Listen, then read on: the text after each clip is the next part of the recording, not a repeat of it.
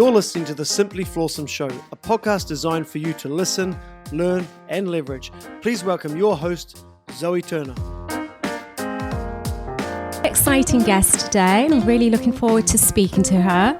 My guest today, she's the founder of Mena Speakers. She's a serial entrepreneur, a professional speaker, and a communications expert. Her experience comes from academia, the boardroom, and hours of stage time. So it's pretty evident that my guest today, she's not afraid of hard work. And in today's podcast, she will be sharing not only her backstory, but will also be providing guidance on how you can become a professional and paid expert and public speaker. So I'd like to welcome Saana Azzam to the podcast today. Thank you for having me. I'm very excited to be here. Thank you. Susanna, you've got quite an impressive resume. So for the listeners that don't know who you are, would you share your story with us, your backstory, and how you got to get to where you are today? Oh, yes, absolutely. So how far back? Like 1987 I was born? I'm born actually from Palestinian parents, born literally in transit in between countries as political refugees from Lebanon on the way to Sweden. So in transit, I come out on that journey in Germany. Yes, and we had to take a little pause in our journey. I didn't manage to pick up the German because I was only 3 months old. And then we moved on to Sweden. And that's where we finally landed and started rebuilding our lives. And so I spent about 15 years You were born in transit, or you were conceived in transit? Yeah, I was literally born in transit. You were born in transit. Yeah. So your parents knew your mom obviously knew she was about to have you, and she, all the more reason to escape the situation and the political environment you were in. Yeah, normally in these situations, so my parents got very short lead time. Like, you have to leave Lebanon now. They were based out of Lebanon, and so they pretty much packed their stuff and left within a couple of hours for the safety of the family. Mm-hmm. And so, there I came, Germany, and then got raised in Sweden. I've been there most of my formative years. And then ended up in Wales for about 2 years at a boarding school called the United World College, full scholarship there. And from there on, I just continued my international journey of academia and work, and just studied and worked in various countries.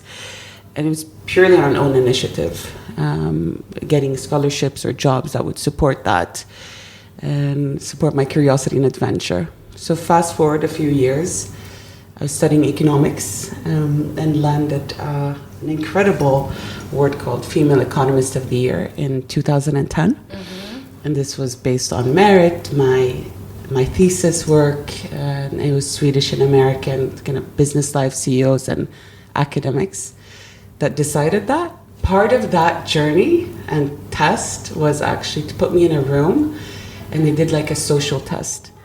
So you're welcome to the student, and then there are a bunch of CEOs, very intimidating, like a castle-like environment, and they are chit-chatting with you, and they're gauging your social interactions, and that was one of the criteria, amongst other things, in that process. So I could only dream of winning that prize. I wasn't even, sure it was going to happen, but I did, and that was a huge honor. And then come 2010, got a lot of coverage and support and sponsorship along the way. And that's really how my speaking career started. So I got invited to different stages out in Northern Europe as a speaker. And so initially it was just an invite, like, hey, we read about you. Do you want to come and speak? As a student, you're bold, you're young, you're like, yeah, sure. Why wouldn't I do that? And so I went up on stage, spoke my truth, and just spoke from a place of authenticity. It wasn't structured at all. I was super nervous, but I just kind of shared my thoughts. And when I stepped off that first stage ever, I was approached by a lady, and she asked me if I wanted to do the same speech for her business. And she said she didn't have much of a budget, but she had a budget. And she said, "Oh, do you mind speaking for this amount?" And Wow. like, I was So like, you got your first paid speaking gig I from did. your first major kind of public speaking event. Yeah. Wow, yeah, amazing. it's And it incredible. wasn't that planned by the sounds of it. You just spoke from the heart.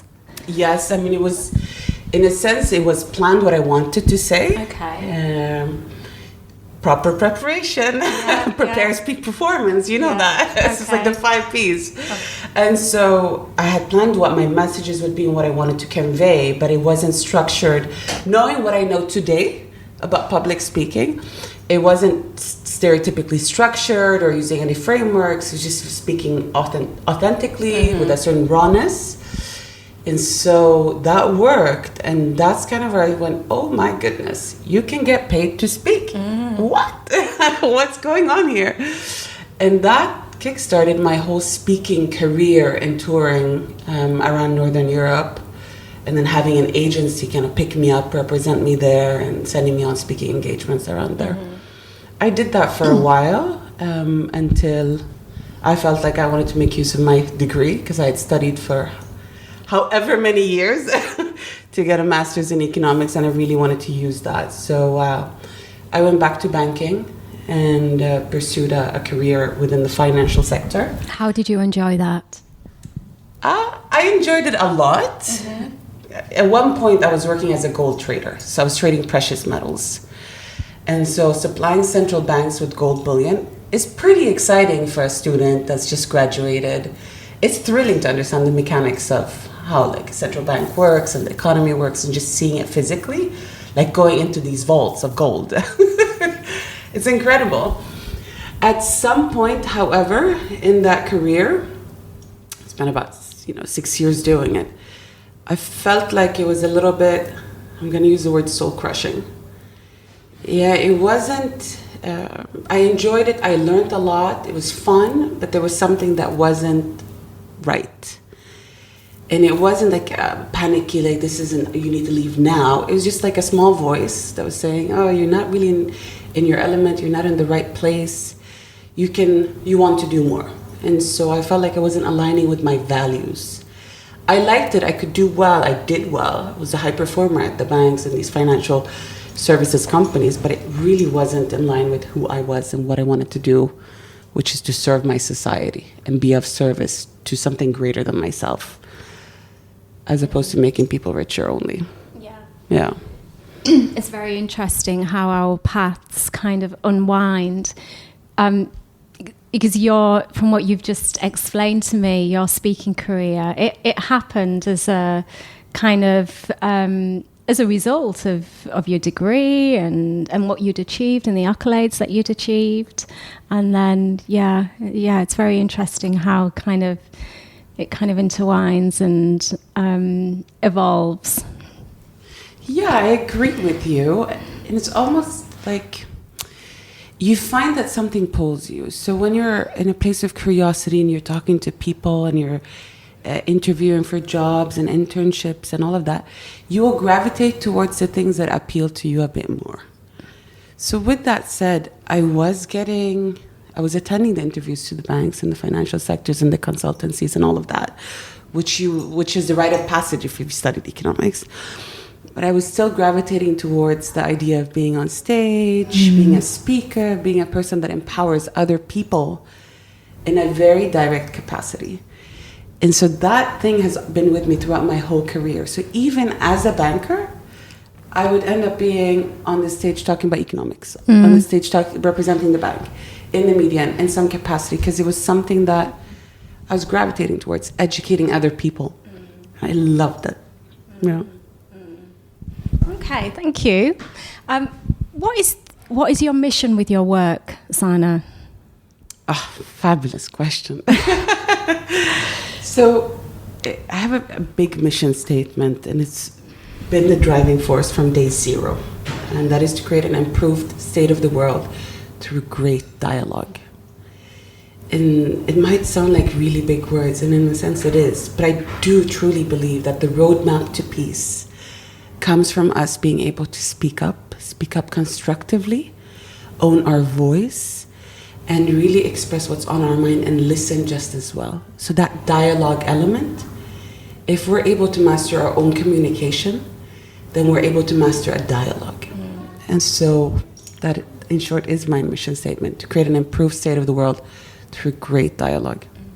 Communication absolutely fascinates me. The reason I started this podcast, in a way, was to provide a platform for the book, which I was telling you about before we went on air today, before we started recording. But it was also to challenge fears that I have about communicating and about speaking in public as well. And it's such the way we communicate with people. It's just everything. It's such, your words can raise somebody up, or they can drag somebody down, and just having an awareness of how important communication is it's a great skill to possess. Yes, absolutely. And the beauty about this, which I learned later in life, I didn't learn this from being in school, I learned this from doing what I'm doing today and really researching into this, is that you can learn. It's a skill. You can become a really great communicator. You are able to, so let's put it this way. There's research that shows that a dialogue that will be not so constructive, so miscommunication or arguments, well, up to 96% can we see if that's going to happen or not within the first 3 minutes of any conversation. Right? So if somebody starts with a hostile conversation, we know that most likely that whole conversation is not going to end up on a very great note. It's probably going to end up on a very sour note. And the other applies too, the other way around. So if you're going into a conversation, it's positive, it's constructive, it's building, then that conversation is going to end up an equally as powerful and empowering type of conversation. So communication is predictable. And miscommunication is preventable, right? Isn't that fascinating? And this comes from the research of John Gottman and the Gottman Institute. And there's a lot of techniques you can use to really build relationships, rapport, marriages, friendships, manage your colleagues, so on and so forth. Yeah, which brings me on to my next question, which is NLP. You're a practitioner with NLP. How important is NLP to communication, and how do you incorporate that into what you do? Great. So NLP, yes, I do use it every now and then, and the techniques that come with it. So it stands for Neuro-Linguistic Programming. And these are techniques that you use to disrupt a pattern of thinking, plant in new positive patterns of thinking and behaviors. And so they're very practical tools. Yeah. So I use that in a situation where if I am working with a client, I'm coaching a client in public speaking, and I feel like we need to work on the confidence element, then I will use the NLP techniques in order to really infuse that person with a strong anchor around feeling confident when they're up on stage.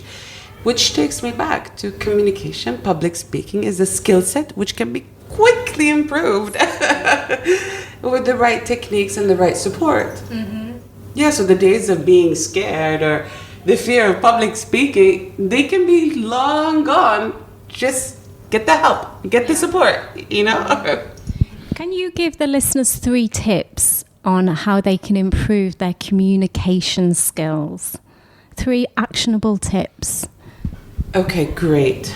So first of all, if this is something that is so instrumental for your career, we know that great communicators will enhance their profitability to shareholders. They will be better leaders. There's a lot of research that supports these type of data. And so 3 tips, I have so many tips. One is, if this is something that you're suffering with, please just go and find a speech coach and somebody who, within a couple of hours or a couple of days, can quickly get you over that threshold.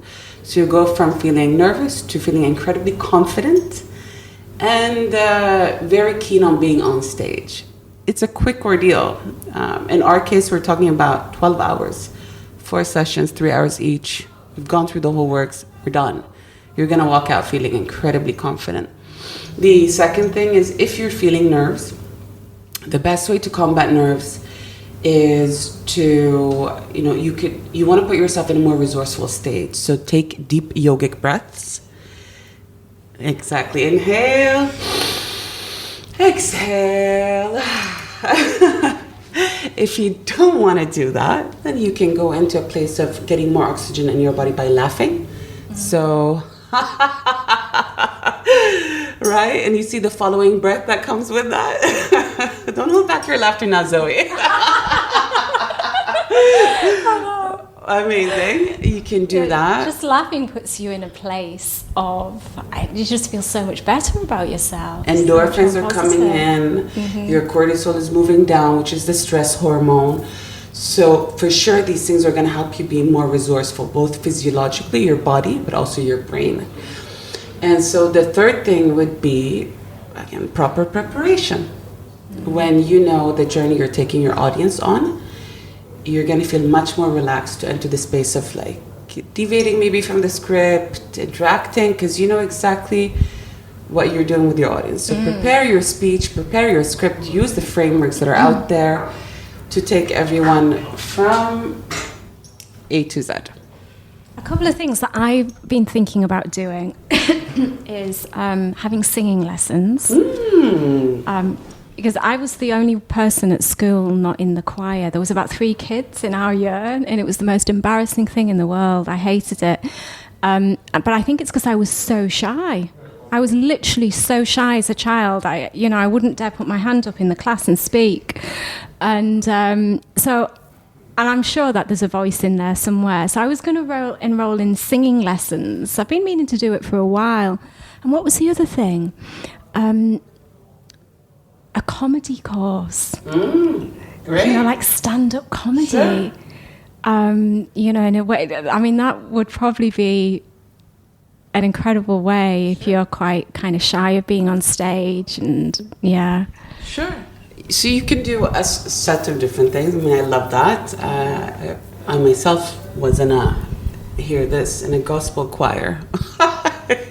And I'm a Muslim. You were in a gospel choir. And I was in a gospel choir. I love gospel music. Yeah, because it's fun. And so I did that for a while. And then also other choirs that helped me improve my singing, my voice and all that. And mostly it was fun.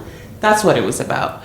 For sure you can do these things. Whatever will make you feel more comfortable in your own skin and more confident to speak up, you should pursue. Because again, this is a lifelong learning and lifelong journey type of thing.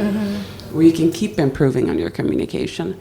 However, with that said, there are some basics that need to be in place. If you want to go up and do a speech, what is the best framework? What is the best structure? How do you begin? How do you close? What is the most impactful way to present with your body?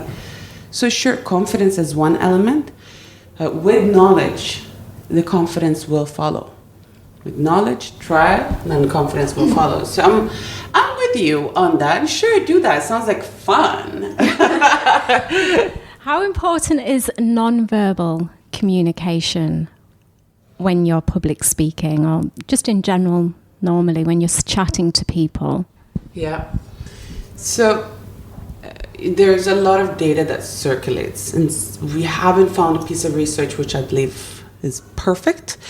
And so what I tell my clients is that we divide the world into, 1/3 is what you say, 1/3 is how you say it with regards to your body language, and 1/3 is your vocal projection, how you're using your voice.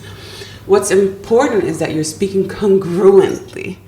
So when what you say and how you're saying it, they're in alignment. And your audience will pick up, and we are innately trained to pick up if somebody's not being sincere or not. And it's about being authentic and kind of when you're really in your authentic self, you're speaking your truth, naturally your body will follow. Yeah. And I guess there's lots of patterns of behavior in our body language, that when you're not telling the truth, that the way that you look with your eyes and things like that the experts can pick up on. So if you're not coming from a place of authenticity, subconsciously, bearing in mind that the subconscious mind is the most powerful part of our brain, it's probably likely to show in our non-verbal communication if we're lying or we're being dishonest. Oh, absolutely. And so you will see cues, because your brain moves faster than your words, your spoken word, right? And so the brain will start through the body revealing what's actually going on. And so you will see gestures with somebody, for example, shaking their head, kind of implying no, but what they're saying is implying something else, as a way of, I'm not really telling the truth, so no, I'm not. Moving my head back and forth. Do you think that might be to do with confidence too?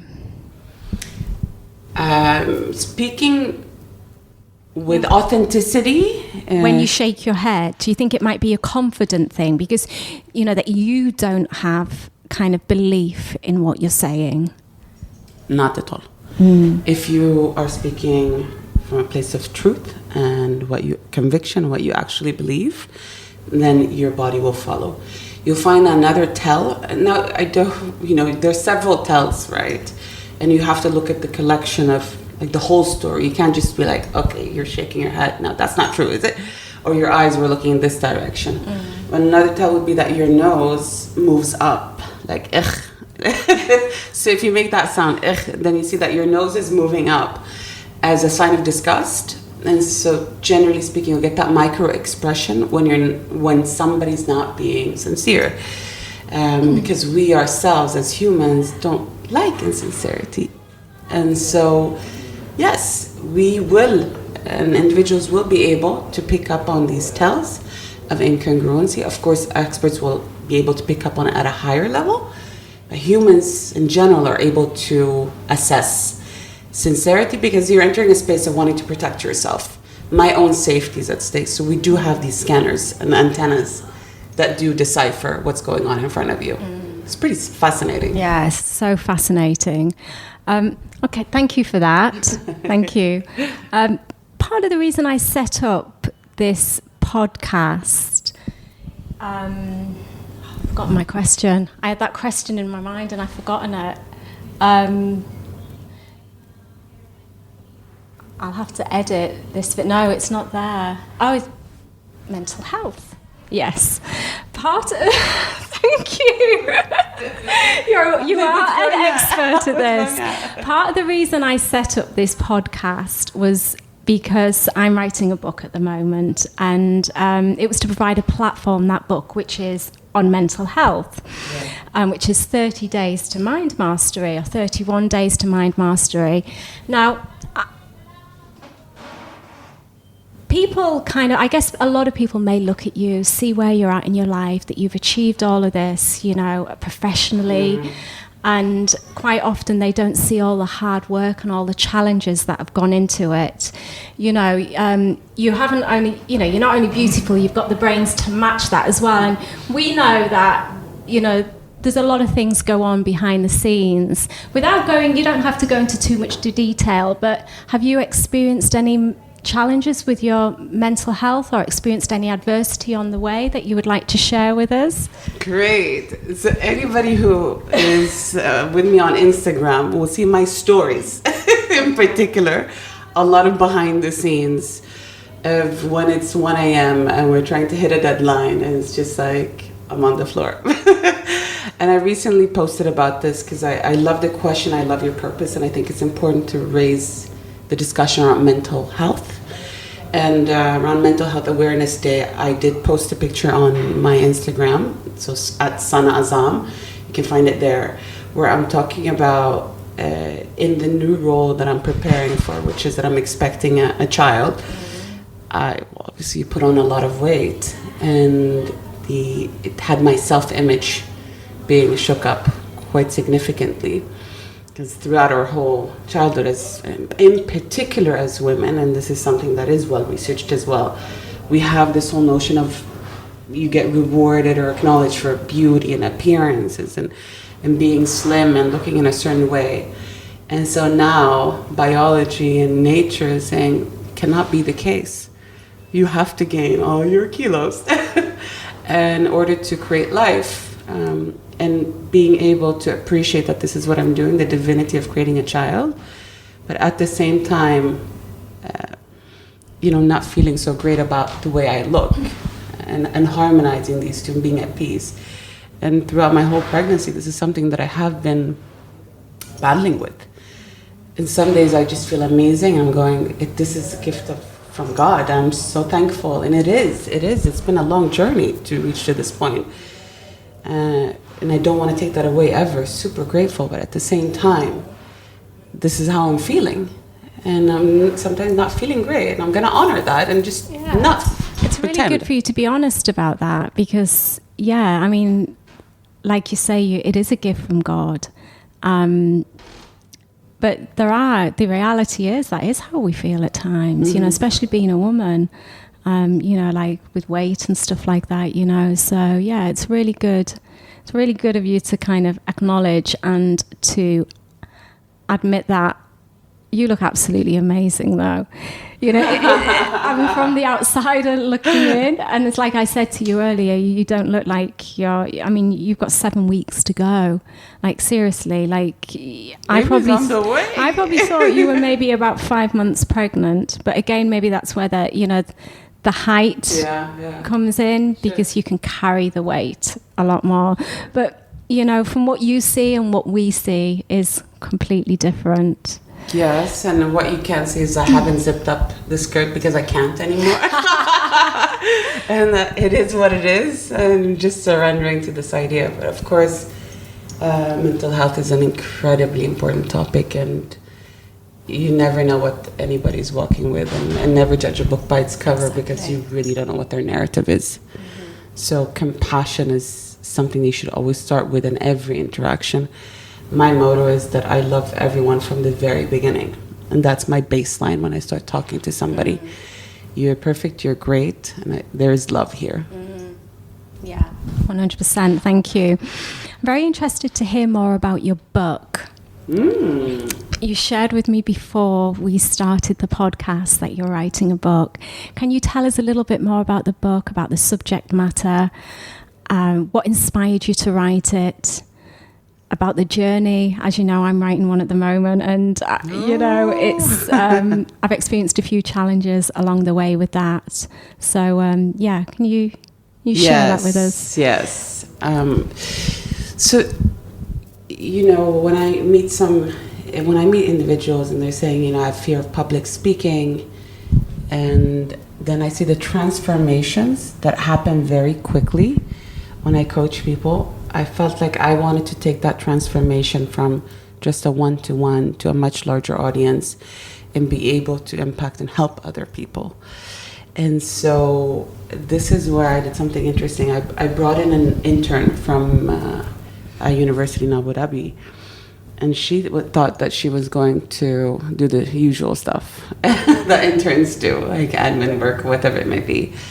And I told her, well, you have a few weeks. By the end of your internship, I want to see a great inspirational speech with an audience of professionals that will listen to you, and I want you to move them. And she looks at me with big eyes. She's like, oh my God, what have I done? That's the way to do it, to challenge these interns at such an early age. Like you were challenged when you got on stage that very first time. Sure. So I was thinking that if an intern who's never had any form of formal training, doesn't do the corporate kind of presentations, if she's able to master this, and I'm able to kind of deconstruct and really get into the psyche of the fear and how to combat all of that and document it, then for sure I would be able to pay it forward to others that are reading the book and following her journey. So, made her document the journey. We had a lot of coaching conversations, and then I used a lot of the frameworks that I use with my clients. So basically, it's like a masterclass in book format. You should be able to pick up the book, read through the story from her perspective, and then the guidance and the mentorship that comes with it and the framework. So you can use a pen and paper to build your own speech. So the story is based on the intern's experience. Interesting.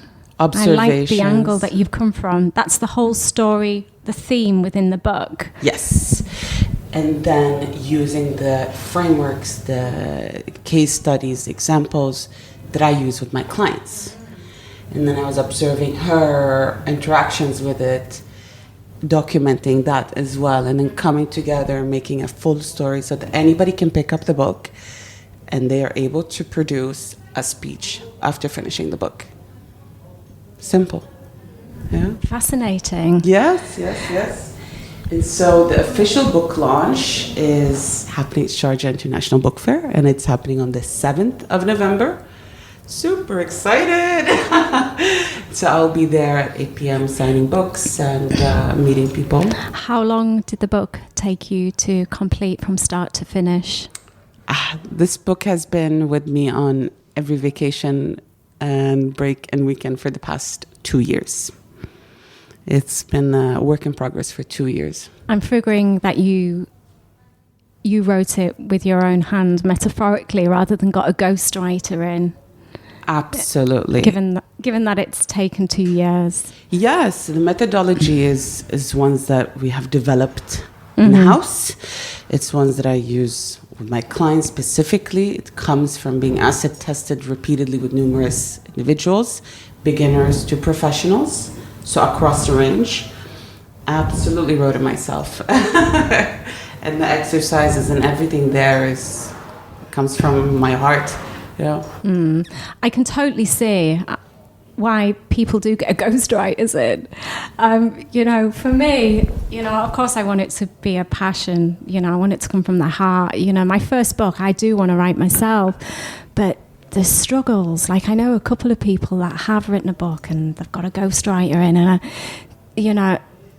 and I would form these judgments in my mind, like, oh, they didn't write it. They just got someone else to write it. But I can totally see now. I can totally see why somebody would do that, because it can be very, very challenging. Yes, you have numerous ways to write a book, in which some might be easier. You might want to use this method. One method was to voice memo. So you record your thoughts and the story you want to tell, and from there you sit and transcribe it. The spoken word is easier. Did you ever do that? That's Omar. We interviewed Omar Basadi. Yes, he's one of our speakers. Fantastic guy. Yes, great guy. That's what he recommended to me, and I did try it once, but I don't know, I just tend to type all mine out. Did you use that technique yourself? I used that when inspiration struck me and I needed it to be recorded somewhere. And so parts of the book would have been created initially like that. And then I would transcribe it, and then I would author it, which means I'm upgrading the language. So it's kind of consistent with the rest of the narrative. It's definitely one way. Whatever will work for you. I just feel like you should never leave a story untold.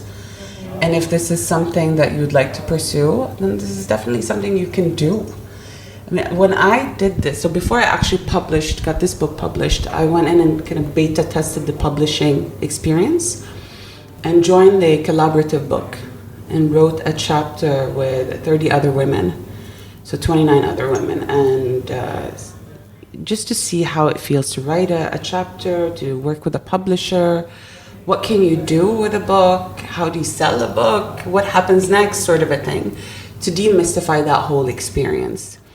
I love that experience so much that we rolled out the same thing here in the Middle East.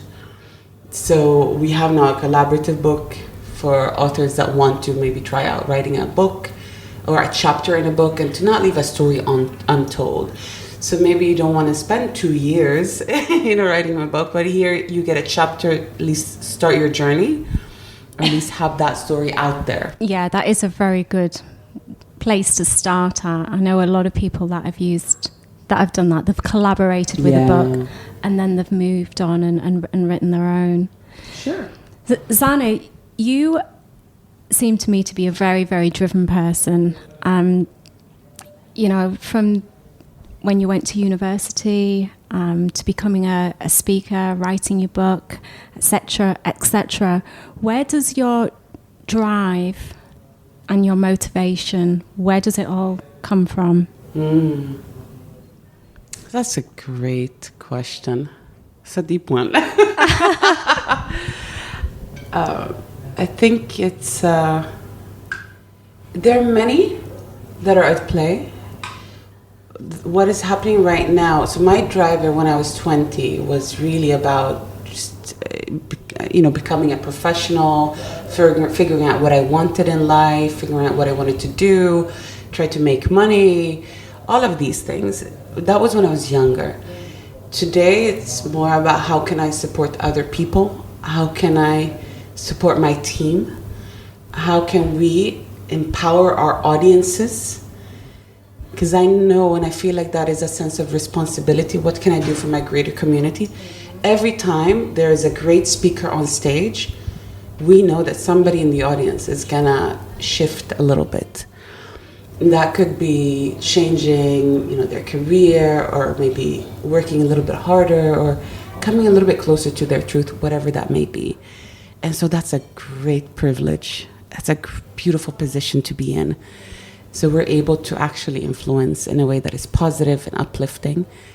That makes me wake up every morning and work 7 days a week and be accessible in any capacity that I can to help other people.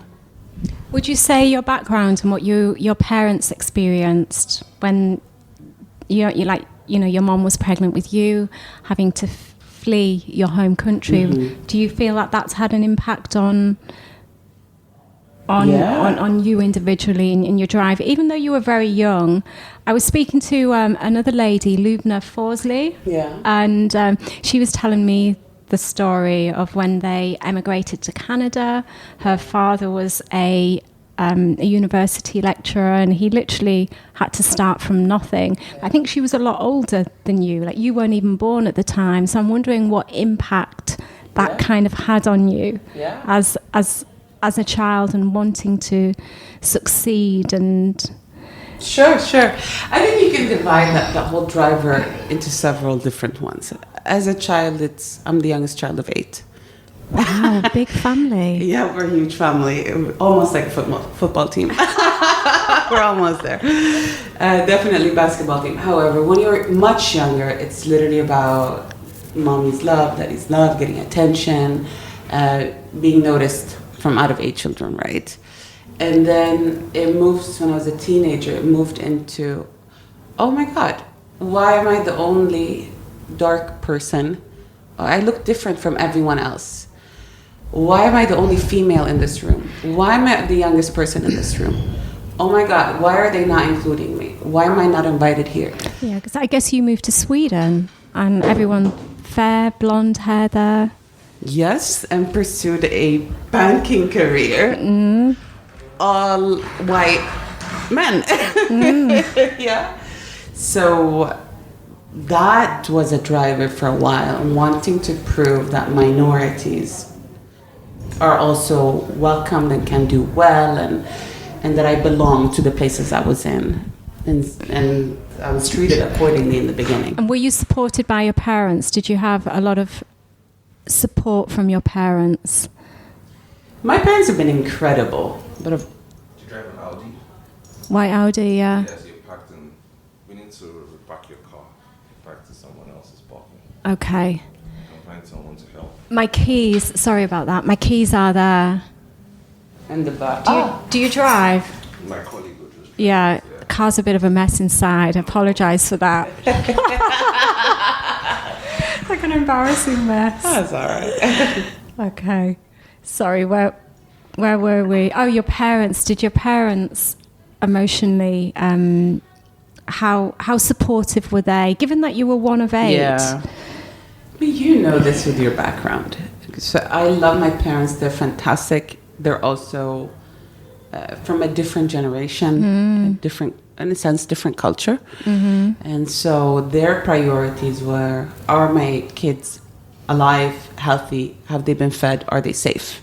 Your basic needs are being met. Education, food. Yes. And so they were wonderful, and I understand they did the best they could with the tools and knowledge they had. I completely understand that. And because of that, I also developed a high sense of independence very early on. where you have to take care of yourself. And it wasn't at all from their side. It was just my own analysis of the situation. It was my 15-year-old sensibility at that point in time. Like, you have to just take care of yourself, get on with things. And this is why I said my younger self was driven by money. My younger self was driven by success, because I wanted to create a stability for myself. This version of me is not. And I have a sense of, I'm relaxed around it. I know things, I know what I can do. I know my performance. I understand there is a safety net here. So I'm much more relaxed around that. Now it's more about self-fulfillment. It's about helping others. It's more altruistically driven. I guess that comes with maturity. I guess that comes with creating your own security, being your own security blanket, not anybody else. Yeah, definitely. And I think evolving as a person, and, when you do experience kind of an element of financial security, when you've kind of achieved that to a degree, and then it's kind of like, well, is this everything that it's cracked up to be? Yeah. There's kind of, sorry, that was my phone. Yeah, okay, that's very interesting. Thank you for that. Do you ever get any feelings of self-doubt, or have you always been very confident? You've been speaking publicly from a long, long time now. I mean, I know you'd shared with me earlier that you did, like with the pregnancy and things like that. Yeah. Do you still get nervous before you go on stage? Yeah. Or do you ever get any of these feelings? Every time. I've been doing this for almost 10 years now. I get nervous. So about 2 days before, this is where my husband takes a step back. He knows now it's Saana focus time. It's almost like, ahead of an exam at university, you just full on crunch, study, preparation. So I go into this like overachiever mode and kind of perfectionist mindset. And I do get nervous, and I'm kind of questioning every angle. And is this great? Is this going to work? Yes or no? Just before I go up on stage, most certainly I'm getting a proper kick of nerves. The only difference is that today I am grateful that I feel this way. And I understand that when I feel nervous, it's preparing me to peak perform. When you're up on stage, it's not like when you're lying on the sofa in bed or in front of the TV and you're relaxed. It's your body saying, hey, you're excited, this is important. You want to be in a great kind of high alert sort of state and be super sharp. Let's rock and roll. Do you have a specific ritual before you go on stage? Not at all. Not at all. I'll be chit-chatting with people because I would have done the work before.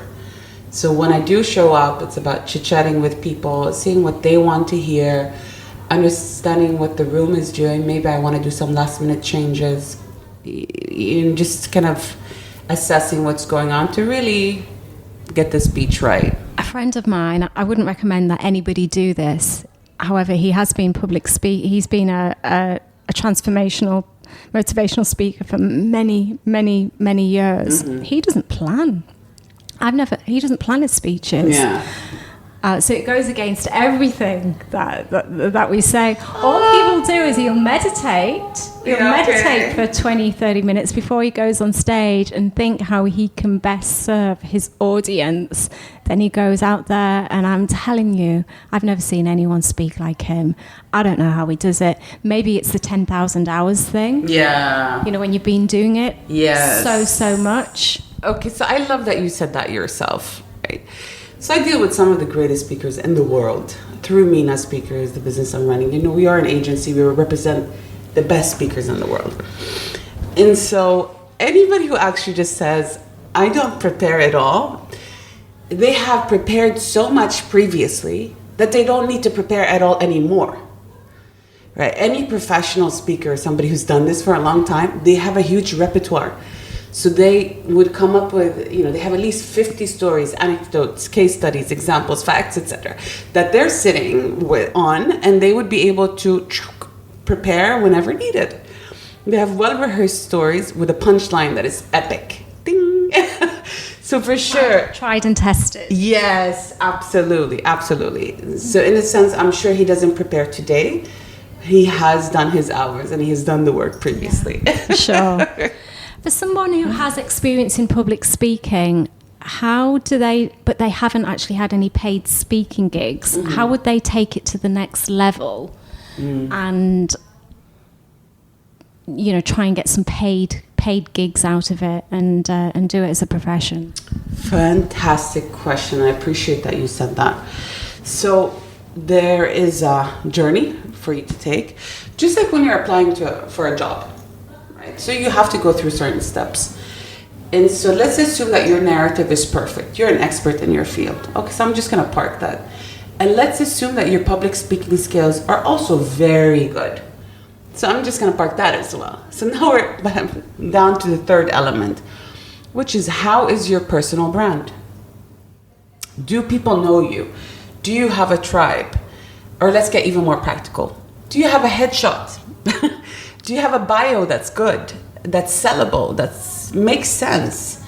Do you have testimonials? Do you have examples? Do you have videos? Is your packaging strong enough so that a client can read about you and get the necessary approvals through their hierarchy? So maybe somebody finds you and then sends it to the manager and then sends it to the CEO or whomever approves it. Do you have enough marketing collateral and assets for you to be paid? Have you invested in your personal brand and your story and your public speaking enough for somebody else to invest in you? So I get this story or this question a lot. And I get the question of, well, I was good on stage once, twice, or in a panel discussion. Now, can you get me gigs? Well, have you done enough about your personal brand or invested in yourself for somebody else to invest in you? And that's really the question. So it's about getting professional. And this is where we could help. We do have a platform, and I want as many great speakers as possible and aspiring speakers to get set up and start getting more access to the market and kind of learn what's needed. So we have a platform called Know Who Market. So that's Know Who, KNOWHO market.com, Know Who Market. It's for free. You just register your profile. Is this part of Mena Speakers? Yes. So it's our digital platform. Mena Speakers is the exclusive agency of select speakers that are very professional. They're at parity with international speakers. And then Know Who Market is where we have aspiring speakers, semi-professional, that we're grooming or that can get groomed or on their way. They're not yet there where they have an agency that can sign them on exclusively and then represent them, but they still get access. And every now and then we will pick up a rising star and put them on our books, or our client that might want something specific will be able to find them directly there. And so that whole process, that matchmaking process, is done digitally. Yeah, and so this has been in motion now for over a year. We have over 1,000 speakers, and so I think this is a perfect place. We found some really great gems there, and we have been able to put a lot of these people on stage already in different capacities. One of them was a 6-year-old girl. Wow. Yeah, it was pretty great. Amazing.